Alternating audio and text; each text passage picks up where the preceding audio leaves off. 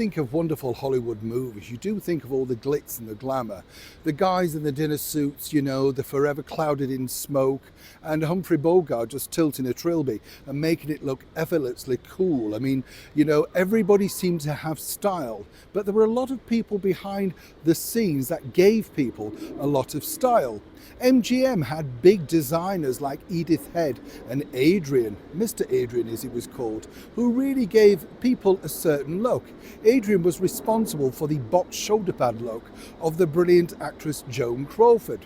Today though, I wanted to celebrate and share with you a man that I was lucky enough to meet, albeit very briefly, a man that really did change the landscape for fashion, not literally just in Hollywood, but really moving down to the generic look that people do copy and that we see in stores today. Some of the designs you might say you might not be too brave to wear them, of course, but we're talking about the celebrated designer Bob Mackie.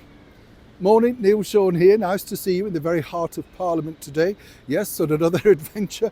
As I say to you, you know, we travel around and we literally do end up going all sorts of places during the day. Hence the reason I don't have too much trouble sleeping. You're exhausted. Well, after a Horlicks. I loved a lady the other day, by the way. She said, Neil, I'm trying the Horlicks for the first time. It's delicious. What I wanted to say was, I'm glad you can afford it.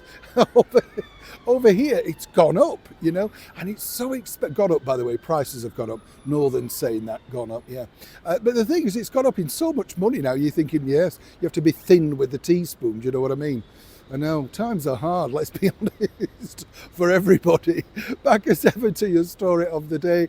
Bob Mackie, you know, as I say, a wonderful man. And he was the sort of person, alongside people like Edith Head, who he was literally friends with as well. Edith had a very much signature look, you know, herself. Always wore dark glasses and, you know, sort of very sort of darkish makeup.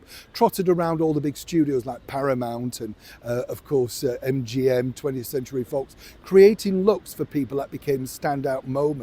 Little did they know that these looks will be copied so many years later by the likes of Madonna in the Vogue video, you know. She was very clever at emulating the golden age of Hollywood, particularly in that music video. But Bob Mackie, you see, has been a man that's been around a long time. He was Bob Mackie, you know, is a man that's been around a long time, though, and recently celebrated another birthday, hence the reason I wanted to talk to him about you.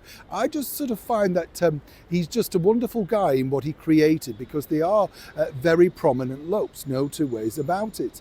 And also, when you think about it, he has sort of created looks that maybe have caused a lot of sensation in the day, like this one for Cher. This was all part of her TV special. He really got his big break, though, by working for another designer, Jean-Louis. Now, Jean-Louis was this person that really did put his sort of print, should I say, on history. All thanks to this celebrated nude dress that Marilyn Monroe wore in May 1962 to sing for the then President of the United States, John F. Kennedy. What a dress, eh? Wow. And more recently, of course, Kim Kardashian apparently went on a very extreme diet to squeeze herself and her assets into this dress. I know. I mean, but it was a beautiful, iconic dress. And get this, Marilyn Monroe did not receive that dress for free. Not like today, where a designer would give you the dress. She had to pay for it. Yes.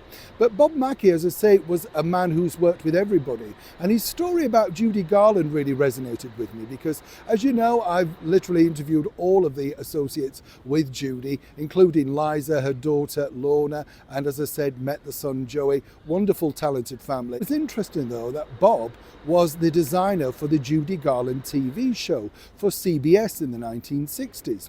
And he gave her a really, I think, great signature look. You know, again, memorable clothes. Now, according to him, Judy didn't have many clothes at that point in her career. Things weren't going particularly well and she was running out of money and literally kept all the clothes from the TV series and wore them for quite a few years, even in concerts on the world stages around the world. He said he wasn't too bothered because he loved her, he thought she was brilliant, super talented, and if she needed the clothes, so what? As I say, Bob recently has celebrated another milestone birthday, but has dressed anybody and literally everybody who has made an impact into the world of Hollywood, the huge big stage that we all look upon. And I asked him once, well, what was the secret of getting it right? And he said, it's truly all down to the individual. It's how you wear the clothes and how you feel in them. Now, ladies, going back to this one from Cher, Do you really see yourself standing in the checkout, scanning your groceries, dressed like that? But of course, Bob Mackie knows exactly that that's an attention-stealing detail, something for the red carpet. As he pointed out, for years he designed so many what he called understated clothes for actresses in leading roles. They all had their own interpretation of it, but in the end, they all became an original Bob Mackie. And for him, of course, let's celebrate his birthday, his enduring designs, and the wonderful legacy that he will leave behind eventually from the golden age of Hollywood. Now, you get the sewing machine out, you can have a crack. Neil Shawn, Parliament, London.